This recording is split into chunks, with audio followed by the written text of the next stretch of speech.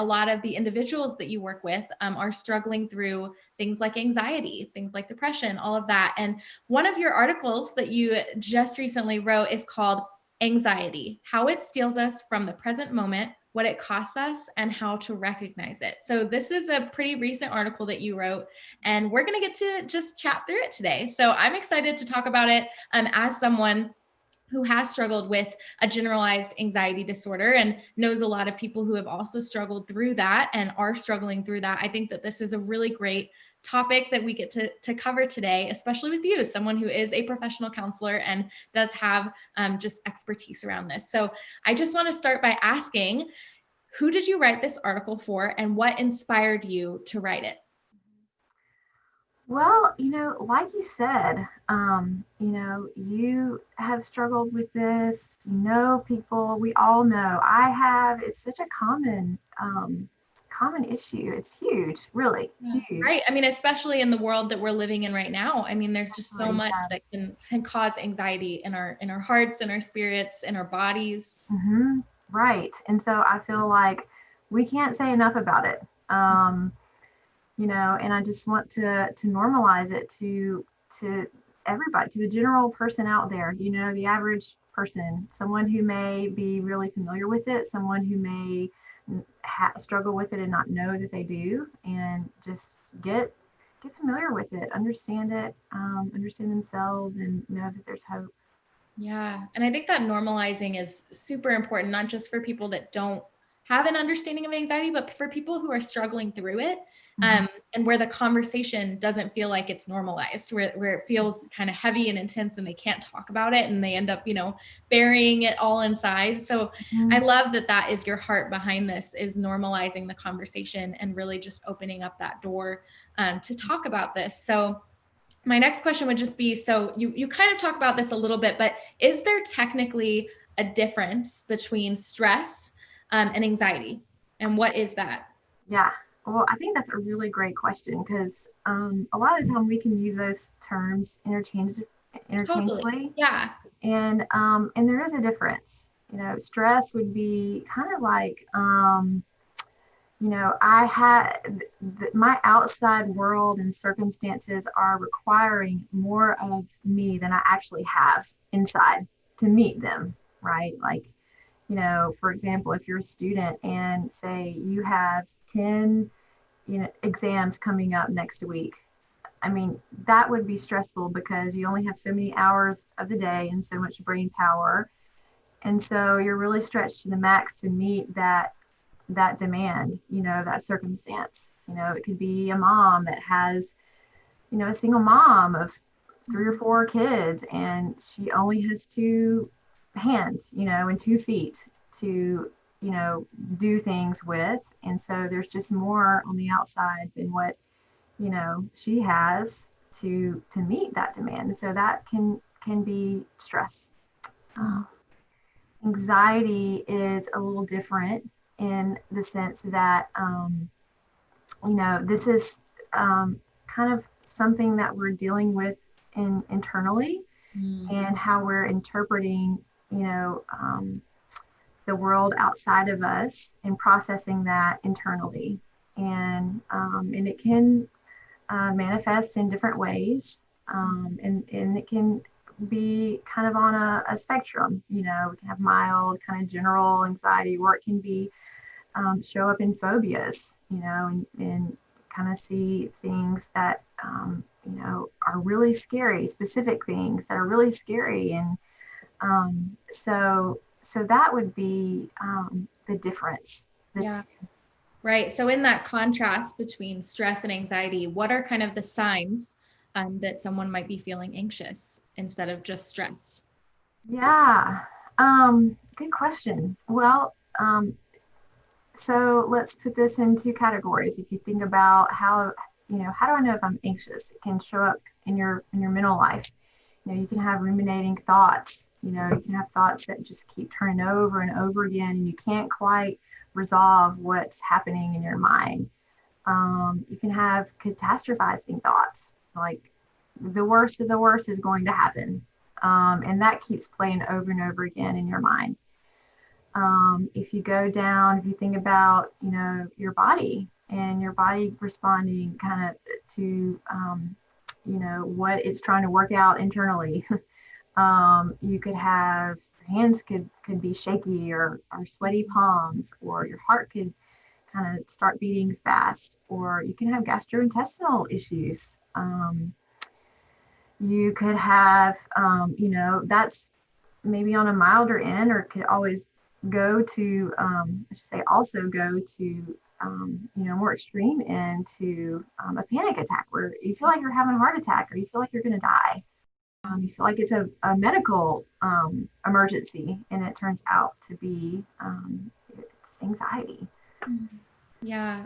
And it's so hard, it is really difficult when you get into that place, whether it be a panic attack or you're having those physical responses to anxiety, to remove yourself, so that you can practice that mindfulness. And that's something that you talk about, is just the importance of kind of removing yourself. But how do you do that? If you're in the midst of feeling this stress, of feeling that rising panic attack coming, how do you remove yourself practically from that in order to be mindful and to kind of bring yourself back down?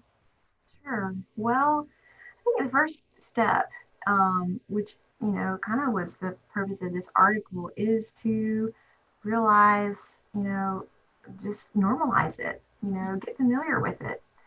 Kind of have some kind of sense of knowing, hey, maybe I'm feeling anxious about something right now.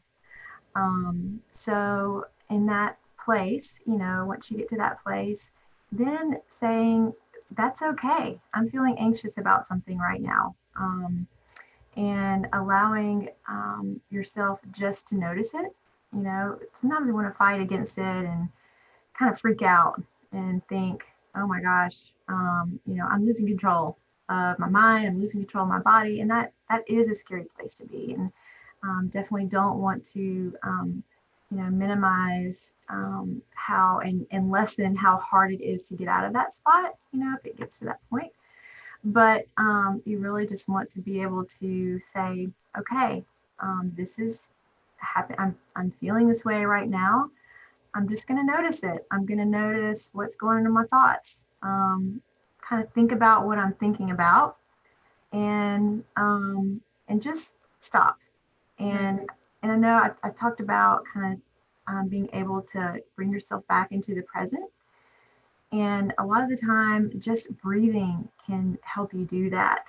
If you are really focusing on taking like a really intentional deep breath over and over again, that process in your body just kind of automatically halts. Um, this kind of anxiety snowball that can happen.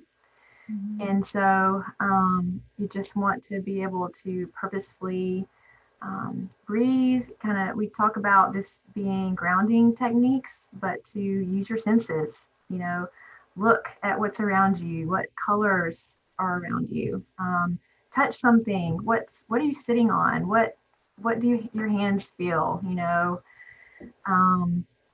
That can kind of take you out of that tailspin and bring you right back to where you are, and bring calm and allow you to just kind of have that break. Yeah. Yeah. So good. And I mean, you kind of just touched on this, but just letting your body communicate to you, right? Like tuning into your body is how you say it in your article. Yeah. So, I mean, what are some ways maybe that like your body communicates with you? So obviously you mentioned like gastrointestinal issues, Yeah. things like that. What are some ways that your body is communicating with you in a way that you can kind of pick up on? Mm-hmm. Well, as I sit with people, it shows up different in everybody.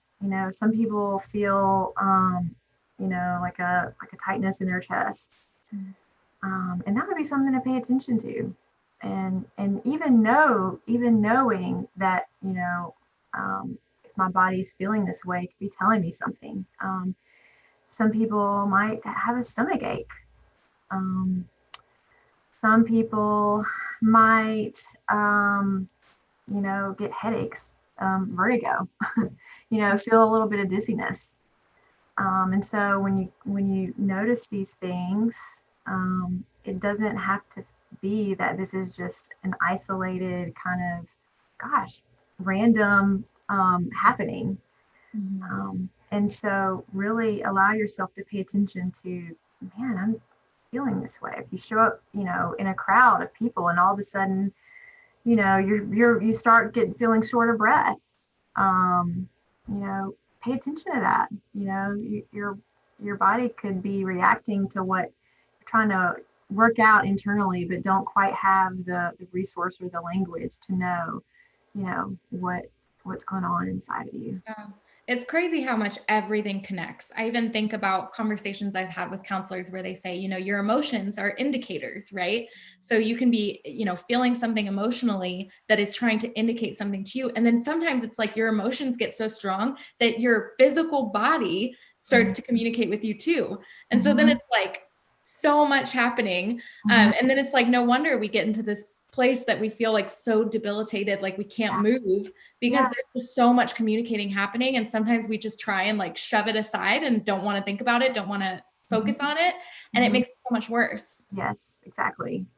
Yeah. And you mentioned in your article that anxiety can work, I believe you said for you or against you. Mhm, And I wanted to just have you expand on that a little bit. mhm, What does that mean? How could anxiety possibly work for us? mhm. Well, kind of like you just said, when we kind of go into this, place where we work really hard to not feel what we're feeling and work really hard to um, kind of put a lid on it and keep things from kind of tail spinning. Like you said, it can kind of make it worse, Yeah. and that's working against us. It's not helping us. And when we are able to just kind of approach ourselves non-judgmentally, and notice, and just it is what it is kind of way. This is not good or bad. It just is. And, have that kind of accepting stance toward ourselves. Then we open the door to beginning to understand what's going on, and getting to the root of what is causing this. Anxiety is like a symptom. It's not the end of the road. It's kind of an indicator pointing to something that's going on in a deeper place. And so when we just um, allow ourselves to entertain that and be aware of that, then we can begin to work on it and allow ourselves to function in the way that we really want to, in wherever anxiety shows up for us. Yeah. Oh, so true. And you mentioned a few other ways to maybe manage that anxiety. And one of them, of course, is not isolating yourself, is letting safe people into that space with you. Mhm. So I guess this is kind of like a practical question, but what is a safe person? Like Yeah. who kind of classifies as a safe person? Because Uh-huh. obviously you don't want to just like be panicking and then just reach out to some acquaintance, right? So Uh-huh. what would kind of qualify as that? Yeah, well, certainly, somebody that, that knows you well, somebody that you um, can kind of say, man, I am feeling right now like, um, my heart is going to jump out of my chest. Mm. And that person might, I would say a not safe response would be, oh, nothing's wrong with you. You know, nothing's wrong, you're fine, kind of move on, or gosh, well, you shouldn't feel that way. You don't have a reason to feel that way. Um, a more of a safe response would be, oh, really? Gosh, that sounds awful. Tell me what's going on. Yeah, right. Um, Someone that validates it, right? Like mhm. that really validates what you're feeling, but doesn't necessarily let you stay stuck in that place. Uh-huh. Yeah. And then someone who's not going to judge you, it's not going to say that you shouldn't feel that way or there's no reason to feel that way. Or, um, yeah. Yeah. So that's a little example of safe and not safe.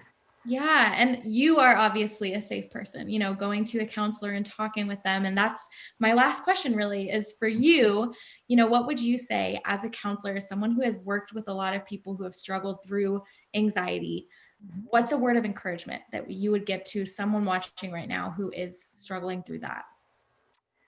Yeah, well, obviously there is help. You're not alone.